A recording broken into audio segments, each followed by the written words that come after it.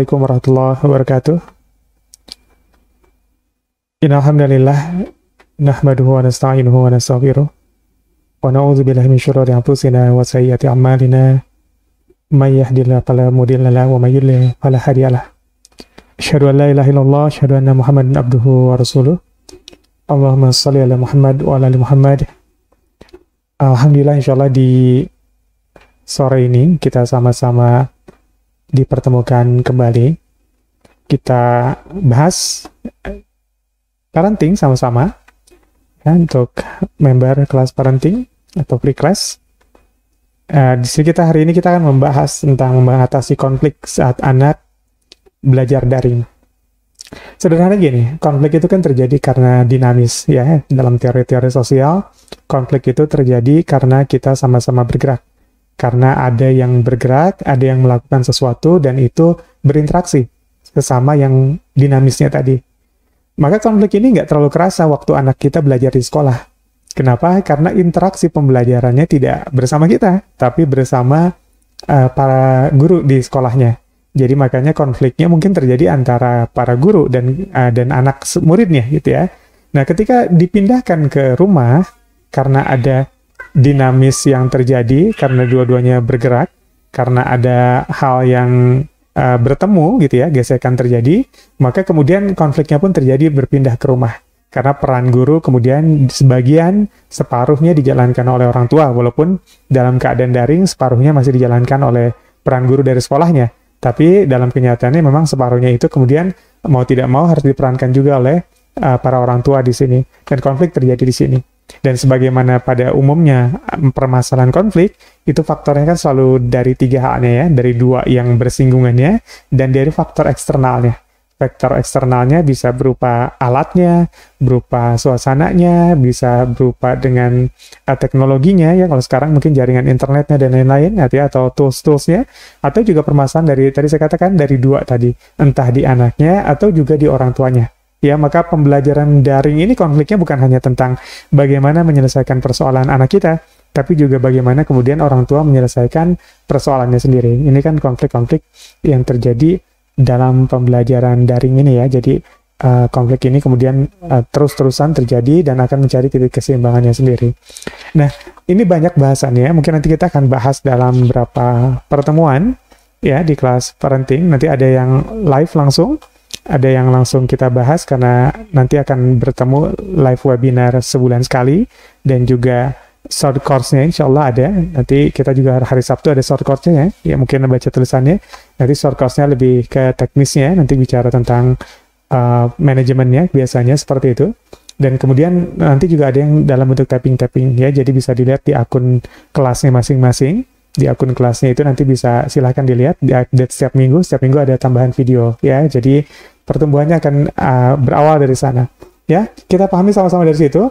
Dan pada sore ini, karena waktunya juga tidak panjang ya sore ya, kalau malam kan cukup panjang ya, tidak ada batasnya, cukup tergantung kuat mata ya, tapi kalau sore kita terbatas oleh maghrib nanti ya. Jadi kita akan bahas beberapa sisi yang lainnya nanti bisa dilihat di video, entah atau kita ulang lagi, dilanjutkan lewat live, atau kemudian nanti bentuknya tapping ya, tinggal saksikan di akunnya masing-masing.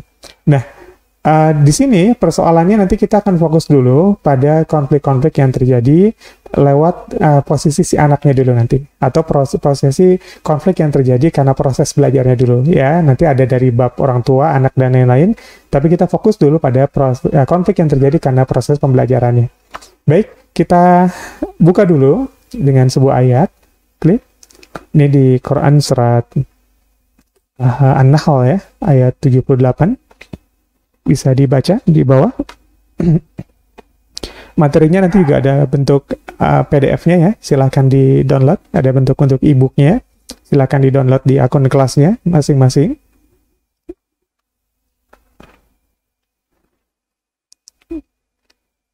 Ya, Quran surat An-Nahl.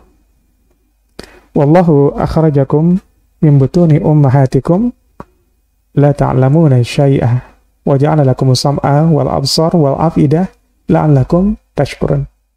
Ya, di sini Allah katakan wallahu akhrajakum min butuni ummahatikum, dan Allah mengeluarkan kamu dari perut ibumu la ta'lamuna syai'ah, dalam keadaan la ta'lamun, nggak tahu apa-apa, nggak punya ilmu, ya, nggak ngerti apa-apa.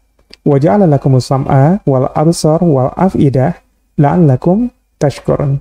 Dan kemudian Allah jadikan sam'a, Allah jadikan pendengaran, wal absar dan penglihatan, wal af'idah dan hati gitu ya. Nanti juga kita artikan ya hatinya ini apa? La'allakum tashkurun. Nah, agar kamu bersyukur. Jadi ini proses pembelajaran, karena pembelajaran itu kan proses dari tahu menjadi tahu, menjadi tidak tahu menjadi tahu. Walaupun dalam pembelajaran hidup ternyata tuntutannya bukan sekedar jadi tahu semata, tapi jadi orang yang bersyukur. Ya, tapi ayat ini dimulai dengan kamu keluar dari perut ibumu, nggak tahu apa-apa. Allah kasih 3 modal untuk belajar, dan belajarnya itu lebih jauh, bukan sekedar jadi tahu, karena tahu itu pasti, ya, kalau kita nggak tahu, kemudian kita belajar, pasti jadi tahu, kemudian Allah berharap kita menjadi la'allakum tashkurun, jadi orang-orang yang pandai bersyukur. Nah, saya batas dulu proses pembelajaran ini adalah proses pembelajaran dari tidak tahu menjadi tahu. Nanti kita tingkatkan lagi dari tahu menjadi bersyukur, gitu ya. Tapi dari proses tidak tahu menjadi tahu, Allah kasih 3 modalitas pada kita. Allah kasih 3 modal dasar pada kita, yang ini sebenarnya adalah anugerah atau fitrah yang terjadi secara umum, itu diberikan pada semua anak Adam. Pada semua anak diberikan 3 kekuatan ini, penglihatan, pendengaran, penglihatan, dan hati, dan inilah sebenarnya yang akan mengoptimalkan pembelajaran setiap kita. Ya, entah kita, entah anak kita. Proses pembelajaran itu optimal ketika indera-indera yang menyangkut 3 hal ini bisa optimal. Maka konfliknya, nanti kita akan fokus dulu pada pertemuan kali ini, kita akan membahas tentang konflik yang terjadi dari permasalahan dari 3 hal ini dulu. Ya, kenapa anak kita begini, kenapa kita begini. Yang terganggu awalnya ini kita bahas dari konflik yang terjadi karena proses pembelajarannya ya, adalah tersumbatnya saluran bagi 3 persoalan ini. Nah, mengenai tentang penglihatan, pendengaran, dan hati, ini pula yang nanti pada akhirnya kelak akan menjadi sebuah pertanggungjawaban ya. Boleh diklik di ayat selanjutnya. Kemudian di Al-Isra ya. Allah katakan, dan jangan kamu mengikuti apa yang kamu tidak mempunyai pengetahuan tentangnya ya. Jadi ma laisa laka bihi ilm. Jadi jangan kamu mengikuti suatu pengetahuan yang kamu tidak mengerti, jalan yang kamu nggak ngerti sebenarnya, nggak tahu ilmunya. Ya, kemudian Allah katakan inna sam'a wal basar wal fu'ada kullun ulaika kana anhu mas'ulah. Jadi dan kemudian Allah katakan semuanya itu pendengaran, penglihatan, dan hati semuanya akan dimintai pertanggungjawaban. Jadi menariknya ya, di Quran 16 itu ya, Isra ya, ayat 36, Allah menyebut juga kalau ternyata kita jangan sampai mengikuti atau kita jangan sampai memilih jalan, mengikuti jalan yang kita nggak punya ilmu. Artinya setiap langkah yang kita pilih, setiap langkah yang anak-anak kita pilih, ini baiknya punya ilmu. Kenapa? Karena setiap penglihatan, pendengaran, dan hati itu ada pertanggung jawabannya. Ya, jadi dari sini kita lihat juga ternyata balik lagi terkait dengan ketidaktahuan kita nggak punya ilmu, itu terkait juga dengan 3 hal tadi.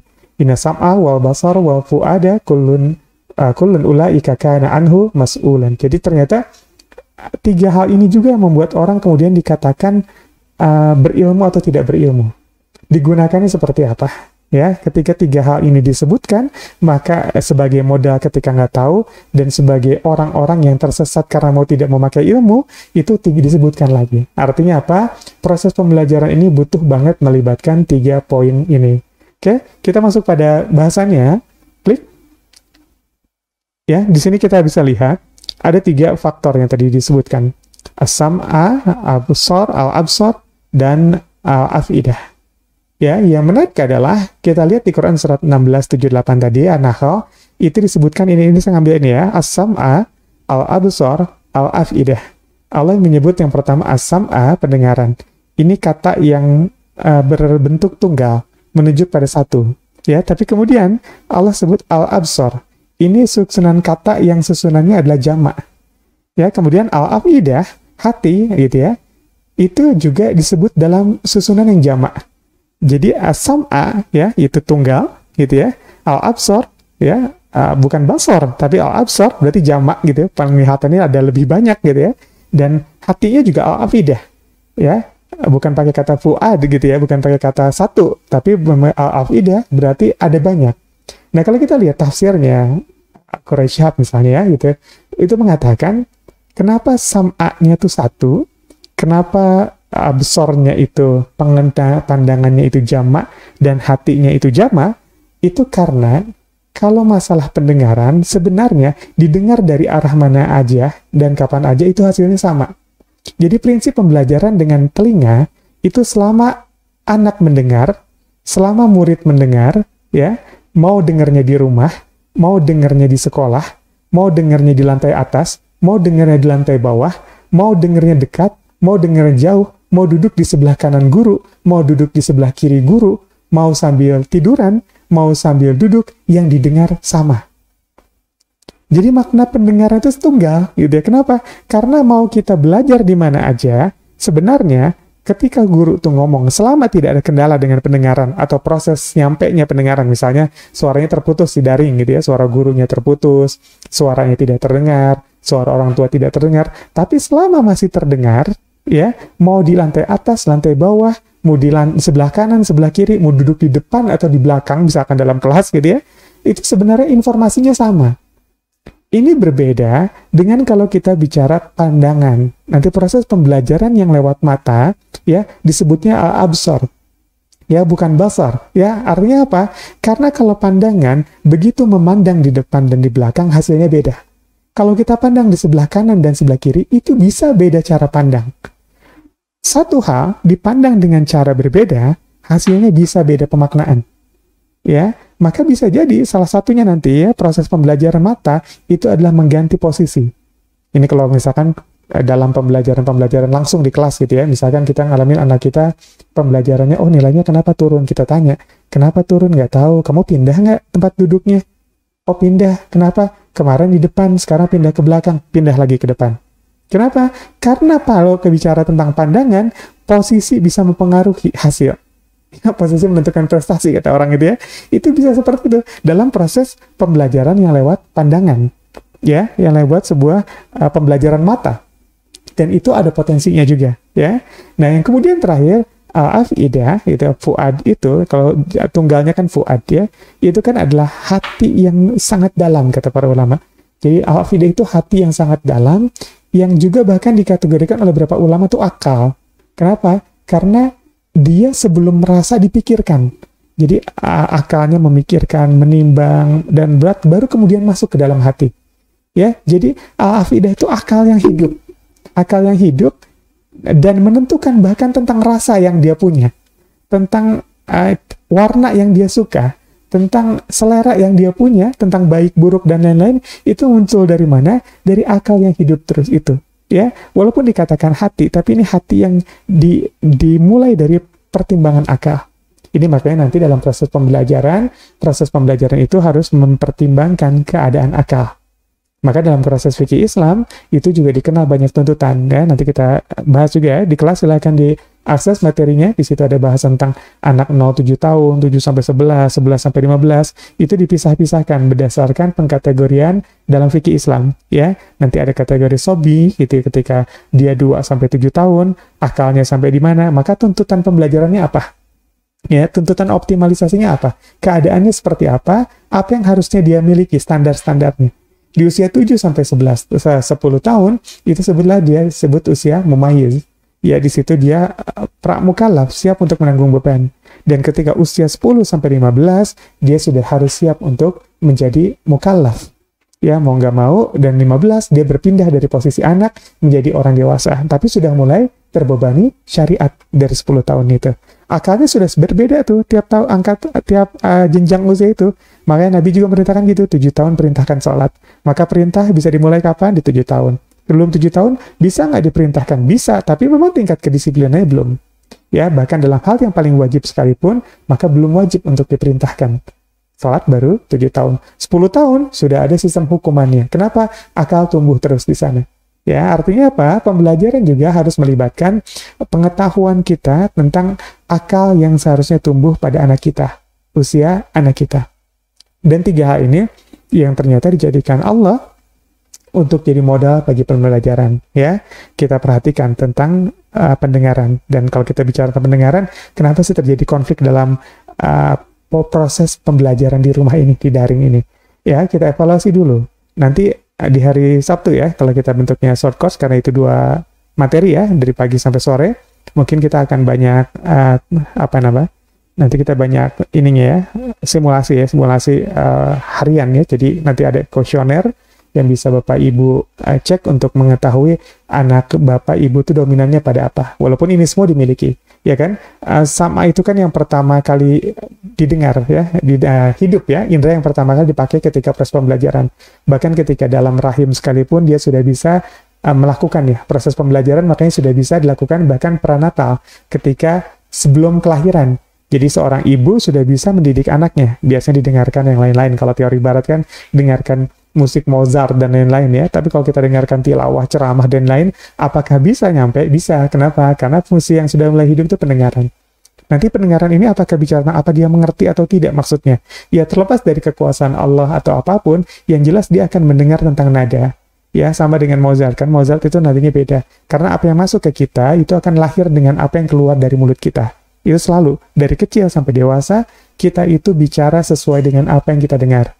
Itu kenapa mereka yang tinggal di pantai, kalau bicara sedikit lebih tinggi nadanya. Karena apa? Karena ketika mereka harus bicara melawan angin. Ya, jadi sunatullahnya begitu. Mereka tidak mendengar suaranya kalau tidak diteriakkan.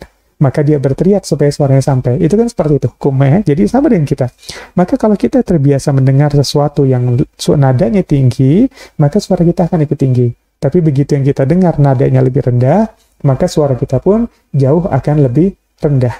Gitu kan? Itu misalkan ada yang suka, kalau saya sering gambarkan gini lah mudahnya.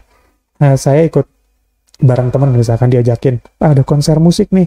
Nonton misalnya gitu ya. Ini misal. Terus saya duduk, terus saya dengerin tuh musik klasik misalnya, atau musik-musik yang slow banget. Nah, saya duduk sama teman saya, ternyata kursinya jauh. Wah, saya di sini, dia di sebelah sana. Tapi karena suara yang masuk juga pelan, tidak keras, maka kemudian saya bicara bahkan dengan bahasa isyarat. Misalnya nanya, kapan pulangnya? Gitu ya, dengan bahasa isyarat, pakai simbol-simbol. Ya udah beres pulang. Padahal nggak ada yang bersuara di sana. Ya, pada sepi di sana, tapi kita masih harus bicara juga dengan bahasa isyarat. Sebaliknya, saya misalkan diajakin lagi masuk ke konser musik rock misalnya, atau musik apa yang cadas, yang nadanya tinggi-tinggi, volumenya besar-besar ya, speakernya gede-gede misalnya. Nah, terus saya di sana, padahal saya bersebelahan duduknya gitu atau berdirinya. Kita berdiri sebelahan, dan pas kita ngomong mau pulang, kita ngomong teriak-teriak. Padahal kita berdiri di sebelahan. Kenapa? Karena suara yang masuk ke telinga kita tinggi, maka yang keluar dari lisan kita juga akan nada yang lebih tinggi. Ya, itu nanti juga bisa pengaruh. Kalaupun anak-anak dalam kandungan itu belum mengerti, semisalnya, belum mengerti dengan kata, tapi pilihan nada itu bisa mempengaruhi kondisi hati, bahkan kondisi lisan anak-anak kita. Nah, itu ya, makanya penting untuk kemudian mengkondisikan apa yang masuk ke telinga kita dan anak kita dalam proses pembelajaran ini. Ya, jadi konflik akan terjadi ketika kita bisa jadi, apalagi pada anak-anak yang dominan pada pendengaran, ketika dia mendengarkan ilmu, karena sebenarnya anak-anak yang dominan pada pendengaran tidak peduli dia posisi ada di mana, gitu ya. Sekali lagi saya katakan pendengaran disebut dengan kata yang tunggal, ya, as-sam'a, gitu ya. Itu menggambarkan dimanapun kita sebenarnya prosesnya mau online ataupun bukan online, informasinya sama nyampainya. Ya, informasinya selama tidak terganggu proses pembelajarannya. Tidak terganggu apa? Misalkan alatnya, lain-lain, atau suasana yang ada di rumahnya. Misalkan, kalau di sekolah, jam belajar, jam 8, jam belajar, itu sepi semua. Kenapa? Semua kelas lagi belajar. Nggak ada keramaian di mana-mana. Tapi begitu di rumah, misalnya, karena kondisi rumah dan lain-lain, tiba-tiba jam 8 udah, wah berisik, ibunya masak, bapaknya ngapain.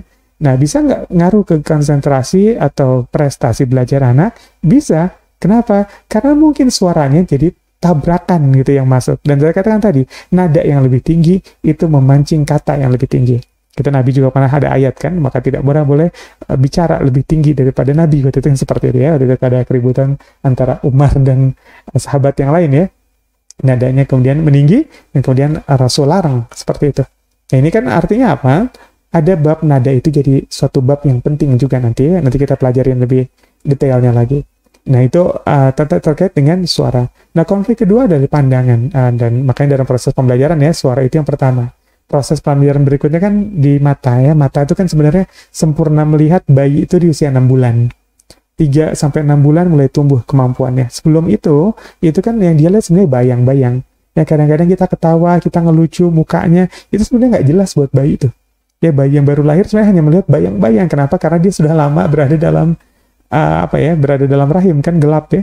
Rahim yang gelap itu begitu keluar sama lah kayak kita ngerem berapa hari di kamar nggak keluar, tutup cahaya, begitu keluar ngeliat matahari kan mata tuh nggak jelas gitu ya. Nah, sama yang dialami bayi sebenarnya. Ketika dia keluar dari rahim pertama kali cahaya tuh kuat, maka bayi itu sebenarnya tidak melihat dengan sempurna sampai ketika usia 6 bulan. Ya, jadi yang dia bikin ketawa tuh kalau ini anak bayi baru lahir sebenarnya kan gerakan-gerakannya. Jadi kalau ngegodain bayi atau ngasuh bayi, itu bapak ibu bergerak kalau bisa. Mukanya sampai digerak-gerakin, kepalanya geleng-gelengin gitu. Karena dia kan ngeliat wajah kita, tapi dilihat dari gerakan-gerakannya. Ya, warna-warna yang mencolok itu kelihatan.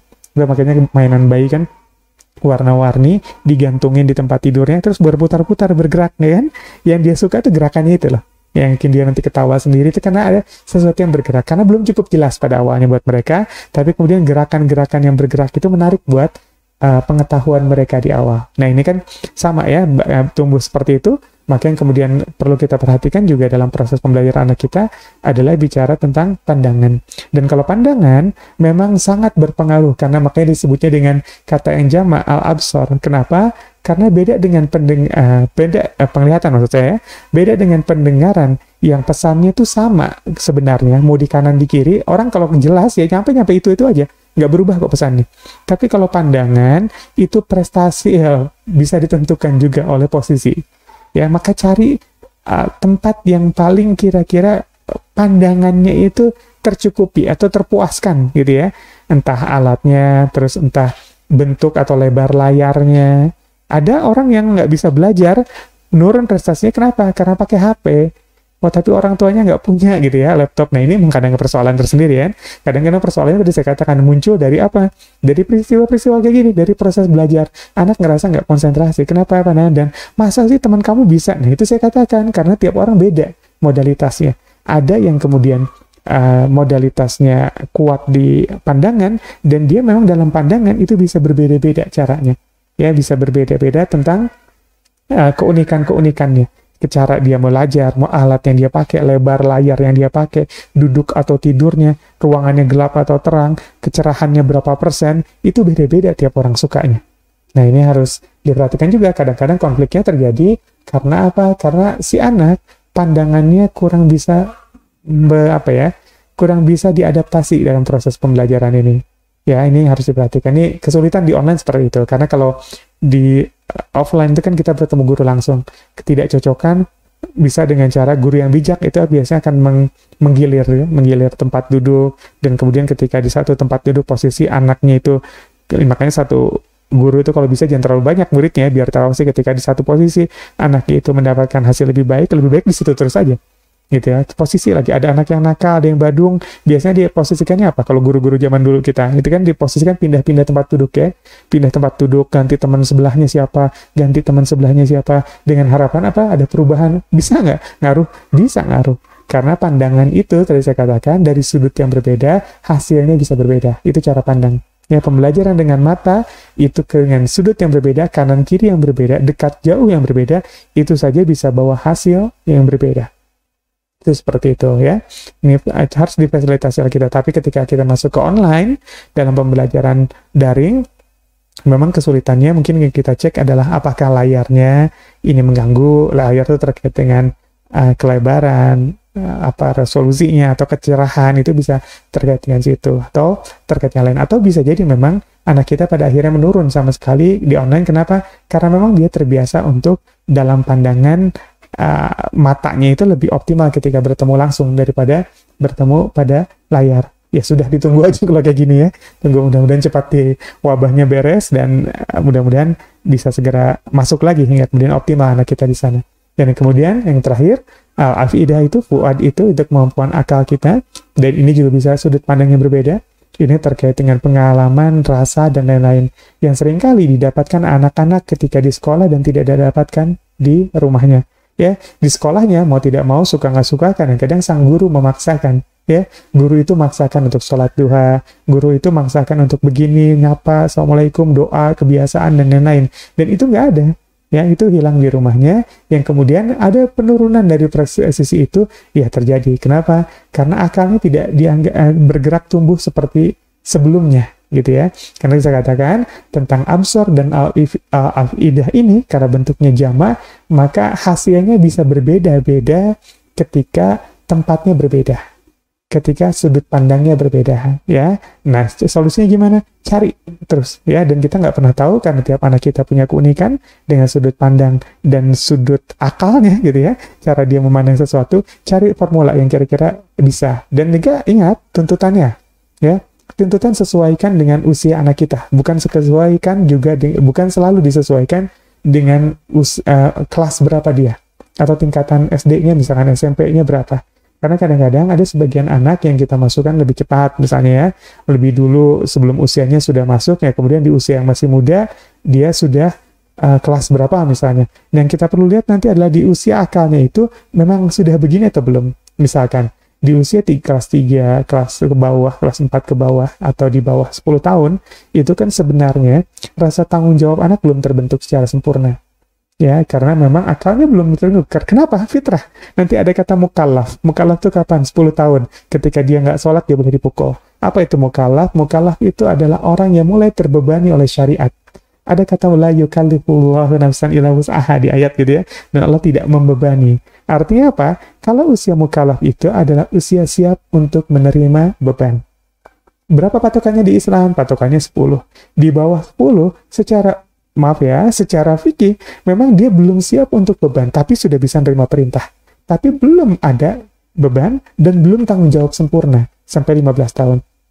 Makanya kalau sekarang persoalannya, anak kita kenapa kelas 2 SD, usia berapa? 8 tahun, 9 tahun. Kenapa persoalannya? Kok ngerjain PR-nya masih males-males? Karena memang usia-usia seperti itu, memang tanggung jawabnya belum terbentuk utuh. Bentuknya harus masih lebih banyak dalam kata perintah. Kerjain. Ya, belum ada tanggung jawab. Kenapa? Karena memang belum. Kalau sudah, Allah sudah perintahkan untuk sholat dan dipukul kalau sholat. Ini kan enggak ya. Allah tuh udah ngatur semua aturan itu dengan mempertimbangkan akal anak-anak. Ya, jadi artinya apa? Sesuaikan juga tuntutannya. Jangan bukan semata dengan kelasnya, tapi dengan keadaan anak kita secara individu, secara spesifik. Ini umur segini, anak kita masih segini. Memang tuntutannya belum sampai ke sana. Ya, kadang-kadang kita juga menuntut berat pada anak kita. Ini anak kita belum bisa diperintah, belum mau disuruh-suruh gini. Berapa anaknya? Daring, apalagi daring gini. Anaknya berapa? TKA. Oh, TKA dalam posisi online. Ini memang sulit sekali. Kenapa? Menerima perintah aja belum cukup jelas. Kenapa? Karena kemampuan bahasanya juga belum terbentuk secara sempurna. Ya, lihat nanti materi di kelas, itu tentang perkembangan anak-anak usia di bawah 7 tahun, 7-10 tahun ya, di akun kelasnya masing-masing, dicek di videonya, di situ ada materi perkembangan bahasanya. Artinya apa? Ketika perkembangan bahasa itu memang belum terbentuk sempurna, maka memang sulit untuk mengerti tentang perintah. Ya, ajaknya itu kan di atas 6 tahun, 7 tahun, mulai ada kebulatan bahasa, mulai mengerti perintah. Salah satu bentuknya adalah mulai mengerti perintah. Ya, mulai mengerti perintah, dia mulai ajak bahasa, mulai bisa diperintahkan. Tapi tanggung jawab belum muncul. Ya, nanti tanggung jawab muncul 10 tahun. Nah, yang jadi masalah nanti kalau dia udah anak SMP, anak SMA, tapi nggak mau begini juga, nggak mau begini. Nah, ini masalah anak-anak mukallaf, gitu ya. Masalah usia yang sudah harus menanggung beban, tapi dirinya, mentalnya belum siap untuk menanggung beban. Karena bab tentang mukallaf nomor 1 selain akal yang tidak gila, memang bicara tentang balik. Ya, itu balik, dan balik itu ukurannya memang ukuran biologis. Datang bulan buat perempuan, ihtilam buat laki-laki. Jadi balik itu ukurannya memang bentuknya sangat-sangat biologis. Ya, jadi bukan ukurannya tentang akal, tapi biologis. Tapi kalau mukallaf sebenarnya adalah biologis syarat pertama, tapi kemudian juga ada akalnya. Asal akalnya sehat, ya. Tapi akal yang sehat tapi tidak matang, gitu ya. Tidak matang, tidak dewasa, ini jadi persoalan tersendiri. Nah, ini makanya tuntutan pembelajaran dan pengasuhan kita adalah menyesuaikan anak tumbuh sesuai dengan pertumbuhan usianya. Ya, karena ada tuntutannya dari umur sekian, apa yang diajarkan. Lihat kisahnya Nabi, itu ada proses-proses yang sudah mulai diajarkan. Tentang waktu kah, tentang ekonomi kah, tentang berdagang kah, ya, mulai dikenal-kenalkan di usia-usia berapa. Kenapa? Supaya mereka bisa tumbuh akil dan baliknya itu selaras. Jadi mukallafnya itu selaras, ya. Jadi tanggung jawabnya terbentuk selaras. Tapi bagaimana dalam kasus ini anak saya sudah ngerti loh perintah sebelum di bawah 7 tahun semacam, maka sunnah hukumnya. Ya, sama dengan Nabi juga mensunahkan hukum memerintahkan anak salat yang belum 7 tahun tapi udah mumayyiz, ya. Mumayyiz gimana? Lihat materinya, saya membahas di sana khusus tentang mumayyiz, ya. Di sana mumayyiz itu gejalanya sederhana lah. Patokannya adalah dia sudah bisa makan sendiri, dia sudah bisa cebok sendiri, dia bisa pakai pakaian baju sendiri, atau bisa bedakan kanan dan kiri, ya. Itu udah mumayyiz. Dan itu waktu siap sekolah sebenarnya. Akalnya sudah cukup, maka sudah siap belajar. Ukuran patokannya, patokan itu sudah ada, maka dia siap belajar. Dan di bawah itu, kalau dia sudah siap, maka sunnah. Boleh saja mau masukin sekolah, boleh saja diperintahkan sholat, walaupun tidak wajib hukumnya. Tapi 7 tahun menjadi wajib. Nah, seperti itu. Sama dengan, wah dia sudah siap menanggung beban, pada umurnya 10 tahun ya boleh-boleh saja gitu, tapi tidak wajib kan, gitu ya. Jadi patokannya, kalau tadi mukallaf sih memang adalah bicara tentang balik dan lain-lain. Nanti di usia balik ada lagi babnya, kalau kita lihat di As-Saffat, gitu ya, balik ma'ahu, gitu ya, ada kisah Nabi Ibrahim yang mulai menanggung beban bersama. Nah, ini beda nih, ketika anak-anak udah 10 tahun, 12 tahun, persoalannya kadang mulai bisa kita bagi. Ya, konflik-konflik yang terjadi dalam proses pembelajaran sudah mulai bisa dibagi, ya, antara orang tua dengan anak-anaknya. Ya, di situ ada di Quran sudah ada ya patokannya. Patokannya kapan Nabi Ibrahim itu cerita ke Ismail sih? Balik, ketika usianya sudah balik, atau usia mukallaf. Berarti usia mukallaf itu mulai persoalan konflik ini yang terkait apapun. Kenapa sekarang jadi, oh, ini kondisi mama begini, mama nggak bisa konsen, mama nggak segala macam. Nah, itu memang udah bisa di-sharing, bahkan dicarikan solusi bersama. Ya, tapi untuk usia-usia di bawah balik, mukallaf, memang kita nggak bisa nuntut anak kita untuk mengerti ibunya. Yang kita kondisikan memang konflik ini diselesaikan untuk mengakomodir cara belajar anak. Ya, supaya anak belajar lebih optimal, gitu ya. Kita yang beradaptasi, wah kalau dia keganggu dengan jam 8, udah gandeng-gandeng anaknya, wah konsennya hilang, maka sebelum 8 semua dikerjainnya. Nah, itu kan seperti itu ya. Jadi, ini menariknya. Dan menariknya